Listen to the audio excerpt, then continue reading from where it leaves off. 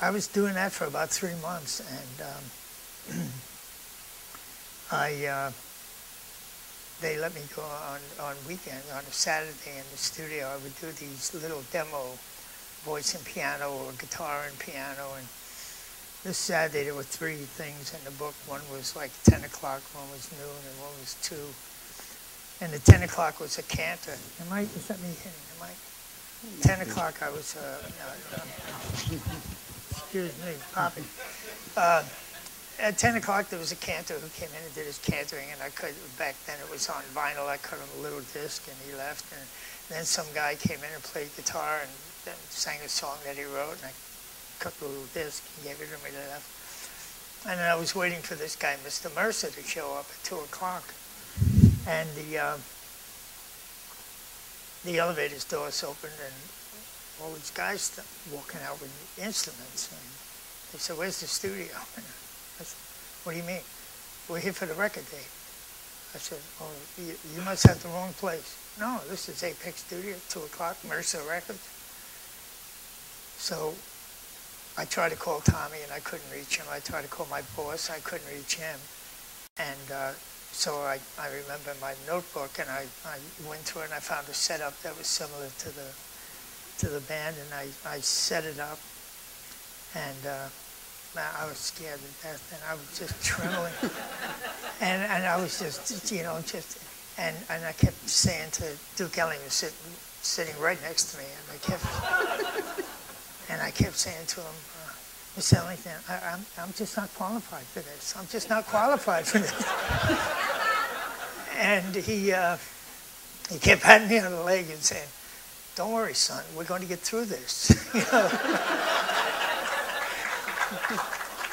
So we did, and that was the start of my career, I think, at that point. I know that if the day before somebody had told me, "Well, tomorrow you're going to go in and record the Duke Ellington band," Billy Strayhorn was on piano, and I mean, I was a bebopper growing up, and I knew every musician in every band, and if somebody told me I was going to be recording these people, I probably wouldn't have shown up for work. I really was so frightened.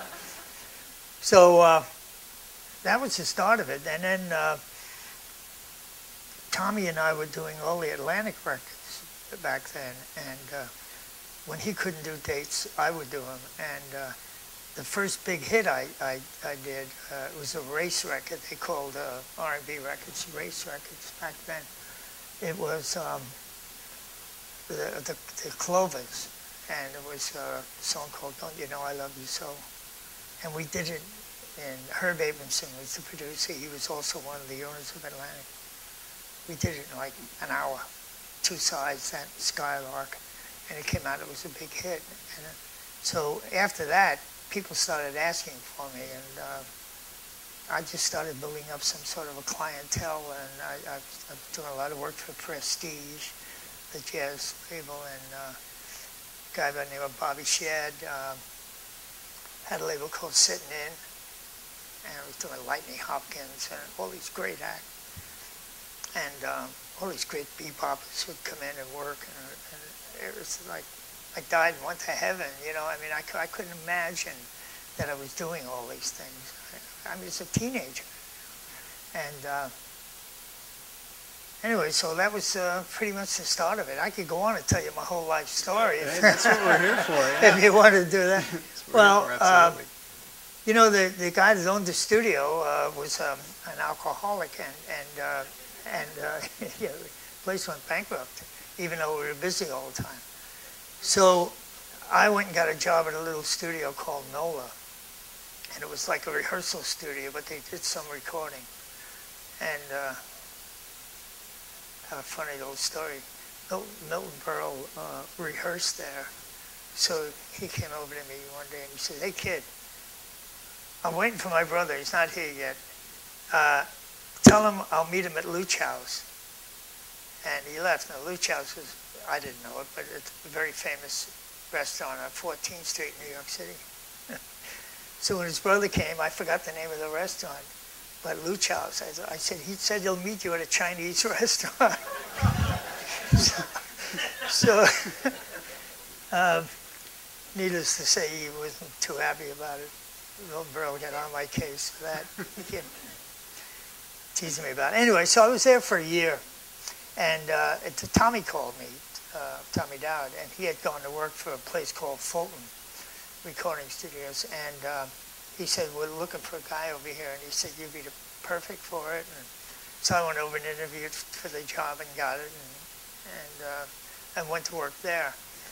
And again, doing all these great jazz records, and did a lot of stuff for World Pacific Jazz, Chet Baker and Jerry Mulligan, and just I was like a pig in shit, actually. It was just, I mean, I couldn't believe that I was recording all these people.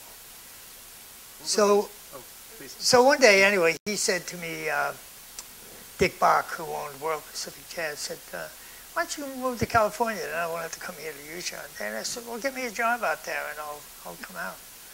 Joking. So 3 weeks later, he called me on the phone. He said, I got a job for you out here if you want it. So I said, okay. I came out and interviewed for the job, and I got the job, and it was at Radio Recorders, and that's where they were doing all the Elvis Presley records. Anyway, that's how I got to California. You were going to ask me? I was curious, you mentioned all those tremendous jazz sessions and things you worked on. Take us inside one of those typical sessions back then, or a day for you when it was that busy and people were coming in. Well, back then we used to do, sessions were like 3 hours. And we'd do 2 and 3 at a time. I would do, I'd do a commercial like for Gillette, look sharp, be sharp. I'd do that at 9 o'clock in the morning till noon. And then maybe 2 to 5 or 6, I would do somebody like Chet, Jerry Mulligan, their quartet record. And then that night I would do somebody like Machito or some of the great Latin bands. George Golden had a label back then, and he did all the Latin bands. Coda Cab Calloway, and so that was a day. It was when I came out and I went to work at RCA, I would do a country record maybe in the morning, well, one day I did Ike and Tina Turner in the morning, and then in the afternoon I did a country record, and then that evening I was doing Mancini. So it was just. And we turned the studio around an hour and a half, and it was just, we didn't have assistants back then, You did everything. And including mastering, we followed everything through right to the end. So it was a great experience, and unfortunately, the new engineers coming into the business today don't get a chance to learn all of that. It's not all thrown on them, So I learned a lot. There was a guy, I used to master these Russian classical records for him, and he taught me how to drink vodka, So I learned a lot. Valuable life lessons for after. Yeah. So you mentioned, when did you come out to California specifically? 1958. 1958. And my understanding is that you're starting to see a transition there. There's a lot of bigger studios starting to happen out here in Independence, Gold Stars coming on the scene, things like that. What to you was signaling that transition, or were you even aware of it as a young engineer that something was starting to really boil up out here and it was different from New York and what was happening there? Yeah, it was totally different, much more laid back, California than New York. New York was really intense and going on. Here everything was a lot more laid back. But at Radio Recorders, we did, they did everybody, I think, from Bing Crosby, Elvis Presley, on and on, the list is Mancini. So, but then RCA was building a studio then in the old NBC building on Sunset and Vine. And Bones Howe and I were really good friends back then, and he was doing an album with Mancini, and he got in a beef with the producer, a guy by the name of Cy Rady. They just had a miscommunication about something, and it just kind of like this. And so the next thing I know, I wound up finishing the record. That was the Peter Gunn album, so doing that, and then I started doing all the RCA work. Jesse Belvin, and just Ray Peterson, and all these great acts that they had. And when they opened their studio, I was the first engineer they hired. So I went over there and worked for maybe 3 years as an engineer, and then they promoted me up to the A&R department as a producer. And I was producing like 11 acts. I had, my roster was 11 acts, and everybody, in those days, you put out 2 albums a year. So I was really busy, you know. It was like a one-arm paper hanger. And I was doing Eddie Fisher in the afternoon and the Jefferson Airplane at night. It's a contrast.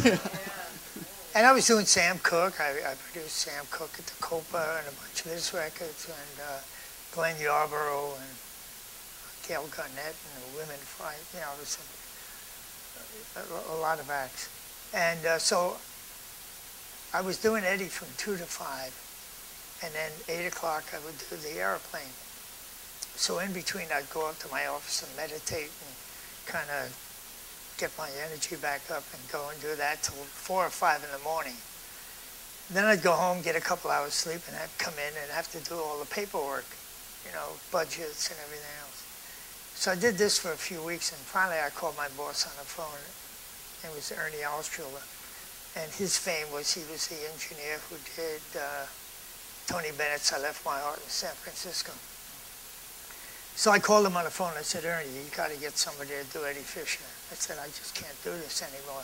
And I didn't want to do Eddie in the first place, but when we met, he liked me, and if they liked you, you were the guy. So I said, I just can't do it. I said, I'm working 16 hours a day, and I said, you know, it's just, you know, I'm going through divorce after divorce after divorce.